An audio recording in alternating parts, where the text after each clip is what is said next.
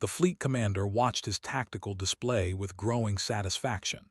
His 7 battle cruisers had surrounded the convoy near the asteroid belt of Nexus 7. They had only 4 defense ships protecting their precious cargo vessels. This would be an easy victory. His species had been at war with them for 18 long years, and today he would add another conquest to his record. "All ships prepare to engage," ordered, his 4 eyes narrowing with anticipation. "Destroy their escorts first. Then we capture the cargo ships and take whatever resources they carry." His weapons officer responded with enthusiasm. The warships powered up their plasma cannons and missile banks. Across the void of space, the ships did the same, forming a defensive formation around their vulnerable cargo vessels. Both sides knew what was coming. Both sides had done this dance of death countless times before. Then the sensors began screaming. "Commander," the sensor officer shouted with panic in his voice. "Unknown vessel approaching at impossible speed. It just appeared from fold space. Size classification. It is massive, Commander. Bigger than anything in our fleet." Felt his blood run cold. He did not need to ask what species the ship belonged to. Only one civilization in the known galaxy possessed vessels that large. Only one civilization could travel through fold space with such precision. His clawed hands trembled as he spoke the word that struck fear into every species across 1,000 star systems. "Humans." The human warship emerged from the darkness of space like a mountain given life. It was black as the void itself, nearly 3 kilometers long, covered in weapons systems that they could not even identify. Its name was painted on the hull in simple white letters that somehow made it more terrifying. The ship was called the Eternal Vigilance, and it belonged to the human Terran Navy. Across the battlefield, both the and ships stopped all aggressive actions. Weapons powered down without any orders being given. Ships that had been moving into attack positions now drifted silently. Every captain, every officer, every crew member on both sides understood one simple truth: the battle was over. The convoy commander, a female named, felt relief wash over her. Her people would survive today, not because they had won the fight, but because no fight would happen at all. She had heard the stories about human warships. Everyone had heard the stories. Some said they were exaggerated. Those who said that had never seen a human ship with their own eyes. A communication channel opened. The voice that came through was calm, almost casual, spoken in the common trade language that most species understood. It carried no threat in its tone, yet somehow that made it more frightening than any angry shout. "This is Captain Sarah of the Terran warship Eternal Vigilance. I am observing a potential military engagement in neutral space. Under Galactic Accord 7, Section 4, all hostile actions must cease immediately. Please confirm compliance." Hesitated for only a moment. Pride told him to resist, to challenge this human intruder. But survival instinct was stronger than pride. He had seen the recordings from the Battle of Crimson Nebula. He had watched the footage of 6 human ships destroying an entire armada of 200 vessels in less than 30 minutes. The humans had not lost a single ship. The enemy armada had been reduced to floating debris and frozen corpses. "This is Commander of the 3rd Fleet. We comply with your request, Captain. We are standing down." Seconds later, the commander responded as well. "This is of the Trade Authority. We also comply. We thank you for your intervention." Captain Sarah sat in her command chair aboard the Eternal Vigilance, surrounded by the quiet efficiency of her crew. Her executive officer, a tall man named, stood beside her with his arms crossed.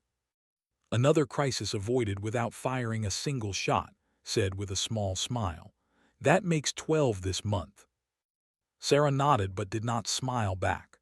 She never smiled during these encounters. She understood the weight of what she represented. Every alien species in the galaxy feared humanity, and that fear was both a blessing and a curse. It kept the peace in situations like this.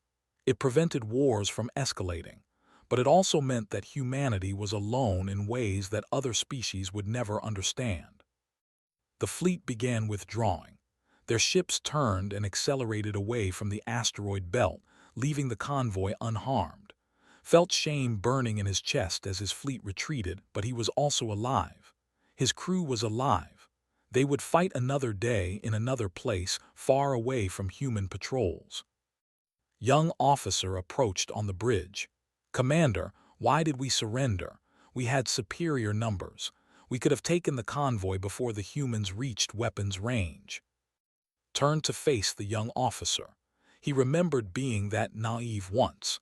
He remembered believing that courage and numbers mattered more than technology and power. "You have never seen what humans can do," said quietly. "I have. 10 years ago, I served on the destroyer Vengeance when we encountered a single human patrol ship. Just one small vessel, barely a quarter the size of our destroyer. We fired first. We hit them with everything we had." He paused, the memory still fresh and terrifying. Their shields absorbed every shot without flickering. Then they fired back. One shot, just one. It went through our shields like they did not exist. It destroyed our main reactor and disabled our ship. They could have killed us all. Instead, they sent over repair teams. Humans in those strange suits came aboard our crippled ship and helped us fix our life support. They gave us food and medical supplies. Then they left, warning us never to fire on a human vessel again. Stood in shocked silence. "That is why we stand down," continued. "Not because humans are cruel, because they are merciful, and that mercy is more terrifying than any weapon." The convoy began moving again, resuming their journey to deliver supplies to their colony world. Commander watched the massive human warship on her display, wondering about the creatures inside it. Her species had never directly interacted with humanity. Everything she knew came from stories passed between traders and travelers across the galaxy. She knew that humans were young compared to other species. They had achieved faster-than-light travel only 300 years ago. In that short time, they had become the most powerful force in the known universe. No one understood how they had advanced so quickly. Some said they were blessed by cosmic forces. Others whispered that they were actually ancient beings who had been sleeping and only recently awakened. The truth was simpler and more frightening. Humans were survivors. Their home world, a small blue planet called Earth, had been harsh and unforgiving. They had evolved through competition, through struggle, through endless adaptation. Every challenge made them stronger. Every setback pushed them to innovate. While other species reached space and became comfortable, humans kept pushing, kept improving, kept preparing for the next threat. Captain Sarah opened a private channel to the commander. "This is Captain. I notice your convoy is heading toward the Pelian sector. You should be aware that there have been reports of pirate activity in that region. I would recommend adjusting your course to avoid potential danger." Was surprised by the friendly warning. "Thank you, Captain. We will take your advice. May I ask why you help us? Your species has no alliance with the—" There was a pause before Sarah responded. "My species does not seek alliance or conquest. We seek peace. The galaxy has been at war for too long. Species fighting species, consuming resources that could be used to build instead of destroy. We patrol these regions because someone must. We stop battles because we can. Perhaps one day, species like yours and the will find ways to resolve your differences without violence. Until then, we will be here." The communication ended. Sat in thoughtful silence, considering the human captain's words. She had always believed that power corrupted, that any species with such overwhelming military might would use it to dominate others. Yet humanity did not conquer. They did not demand tribute or submission. They simply appeared, stopped the fighting, and disappeared again into the vastness of space. Aboard the Eternal Vigilance, ran diagnostics on their weapon systems, while Captain reviewed patrol reports from other human vessels across the sector. There were 17 human warships currently deployed in this region of space. Together, they had stopped over 200 potential conflicts in the past standard year. "Do you ever wonder if we are doing the right thing?" asked without looking up from his console. Playing peacekeepers for species that would happily destroy each other if we were not here. Sarah considered the question carefully. I wonder about it every day. But then I remember what happened to an entire species wiped out because two neighboring civilizations decided their territory would make a nice buffer zone. 8 billion sentient beings gone in a single year. If we had been patrolling that region, if we had intervened earlier, perhaps some of them would still be alive. Nodded slowly. I suppose that answers my question.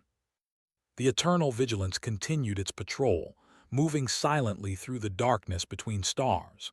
Its sensors reached out across millions of kilometers, watching, listening, waiting for the next conflict to prevent. The crew went about their duties with practiced efficiency, knowing that their presence alone was often enough to maintain peace.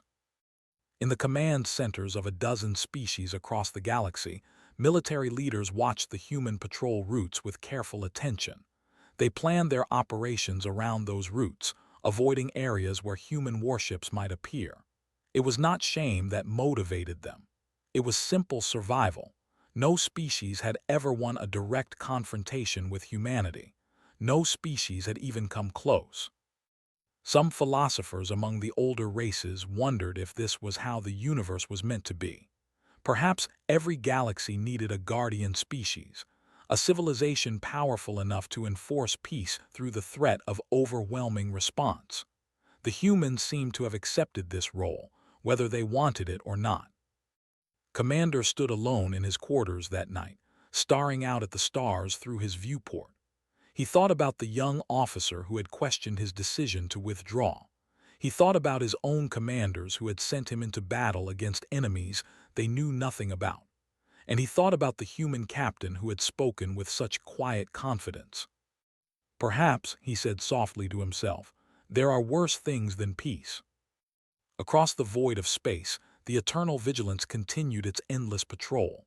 When morning came by ship time, Captain would receive word of another potential conflict in a nearby system. She would order her ship to that location at maximum speed. When they arrived, the battlefield would fall quiet once more. It always did. Not because humanity was feared, though they certainly were. Not because humanity was powerful, though they undoubtedly remained unmatched. The battlefield fell quiet because everyone knew what humanity represented. They were the adults in a galaxy of children, breaking up fights that threatened to spiral out of control. They were the protectors who asked nothing in return for their service. They were the strange, terrifying, wonderful species who had looked upon a universe of war and said simply, enough. And the galaxy, for all its pride and anger and ancient grudges, had learned to listen.